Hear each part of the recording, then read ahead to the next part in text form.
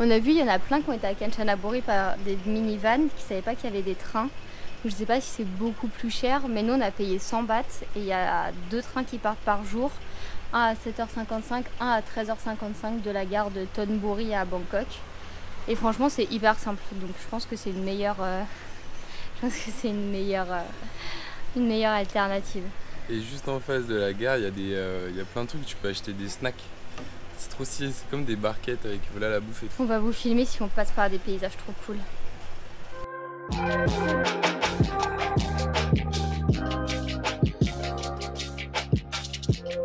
Margot elle m'a tué, on sort du train, elle n'est pas sortie de ce côté.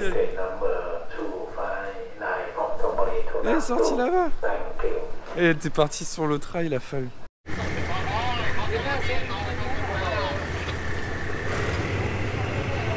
J'étais grave content d'arriver à la gare. On n'est pas arrivé encore en fait dans la ville de Kanchanaburi. Il nous reste, je pense, quelques kilomètres à faire à pied. Et avant, je suis fatigué. Carrément, j'ai l'impression, je sais pas si j'ai la même tête, mais le retour caméra, j'ai l'impression que j'ai 60 ans. Je suis sûr que ça fait vieillir après. Je suis sûr. Ah. Je suis sûr on vieillit prématurément quand on voyage, c'est pas possible. C'est bon, on est enfin arrivé à l'hôtel.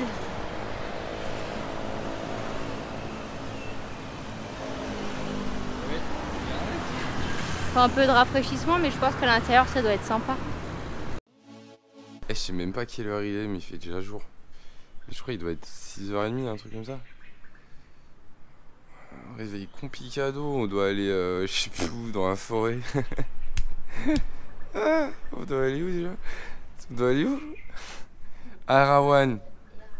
C'est un parc naturel avec 7 cascades dedans. Oh putain, ça me fait penser, il faut que je prenne mon maillot de bain. Du coup 7 cascades naturelles, on peut se baigner dedans. Et à ce qui paraît aussi, il y a tout un délire avec des poissons qui te mangent des pieds, des singes, des oiseaux un peu raw, tu vois. Combien de temps de bus? Je pense qu'il doit y avoir 1h30 de bus d'après Margot.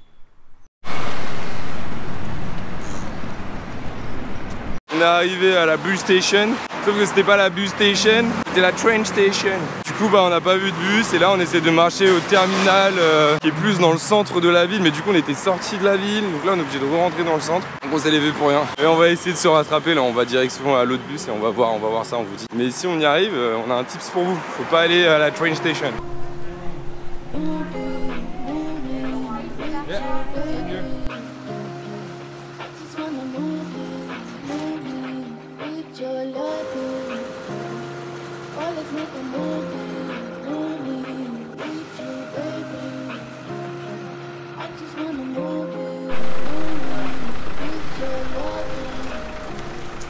Des gâteaux, papy.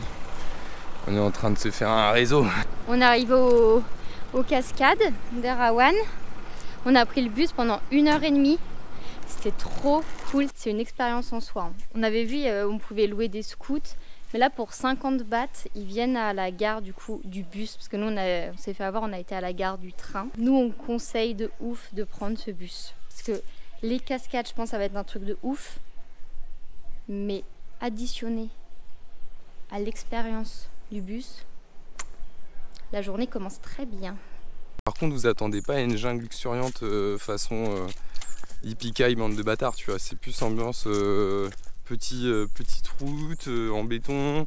À l'entrée, tu peux carrément prendre les voiturettes de golf. Moi, je m'attendais vraiment à un truc beaucoup plus à la sauvage, tu vois, en mode vénère, tu vois.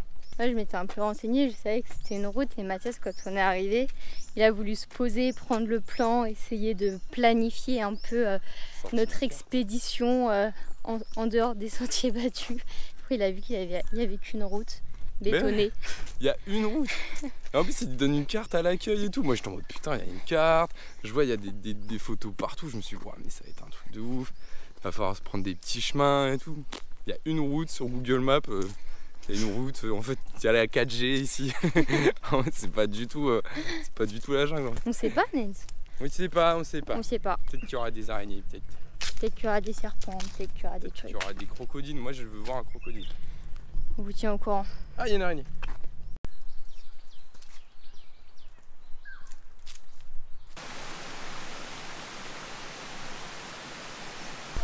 En fait, c'est que la bouffe qui est interdite. Je sais pas pourquoi. Non, je pense que les bouteilles en plastique, elles sont interdites. Ah. Mais nous, c'est passé parce que c'est une bouteille en inox. En fait, c'est pour la pollution qu'ils font ça. Ah, ok, je croyais qu'il y avait des sortes de singes tueurs.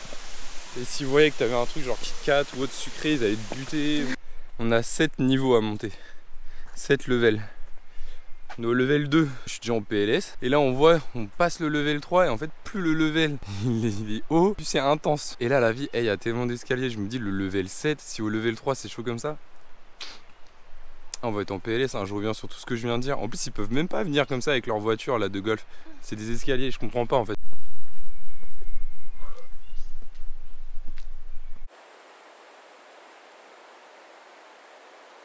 On est au level 5. Il nous manque plus que 2 levels avant d'arriver tout en haut. Notre stratégie, c'est de monter tout en haut et après redescendre au fur et à mesure. Comme ça, quand on arrive tout en haut, il n'y a personne. Du coup, on marche depuis 1 heure, il fait 40 degrés. On passe à côté des cascades trop belles qui sentent la fraîcheur. Et nous, on se dit non, on va arriver au level 7. Mais une fois qu'on arrive au level 7, on va plonger dans l'eau fraîche.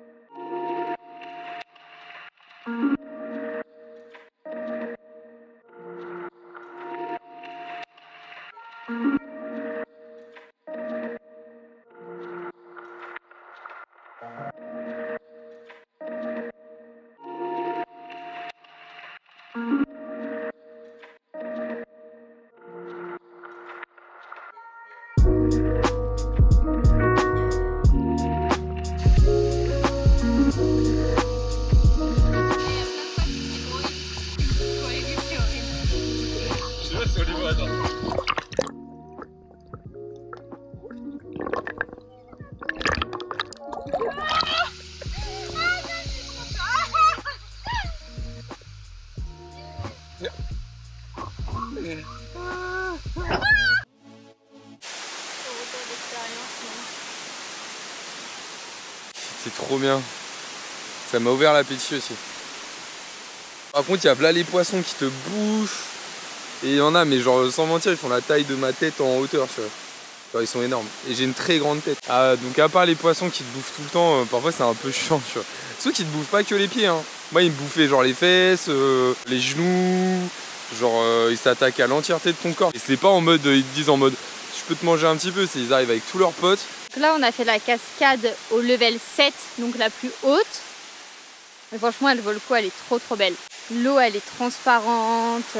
Puis en plus, vu qu'on marche beaucoup, on a marché pendant, je pense, une bonne heure. Il faisait super chaud. Bah, quand tu arrives, tu es trop content de pouvoir récompenser tous tes efforts, quoi. Et donc du coup, là, on va redescendre et on va s'arrêter à chaque step pour prendre des photos, pour se baigner, pour profiter de toutes les cascades. On a fait du tout-chousse en haut et maintenant, quand on redescend, on va s'arrêter.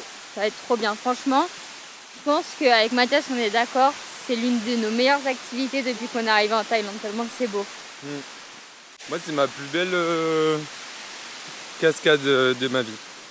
Même si l'autre est super belle aussi, celle qu'on a fait à Chiang Rai. Mais celle de Chiang Rai, je sais pas comment dire, elle a un côté ultra apocalyptique. Genre, il y a tu sais, limite, on dirait il pleut tellement elle est grande. Donc, t'as pas ce côté un peu expérientiel, genre tu peux te baigner et tout.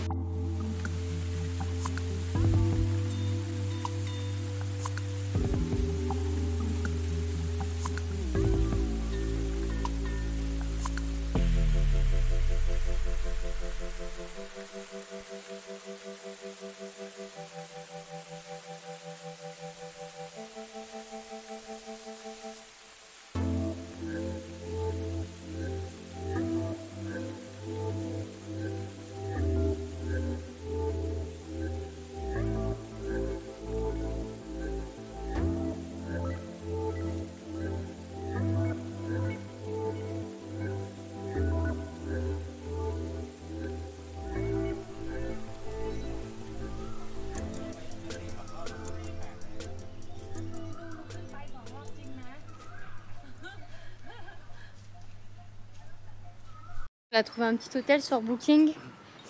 Très sympa à côté de la rivière. Donc là on en a fait un dans le centre pour être à côté de la bus station pour les cascades.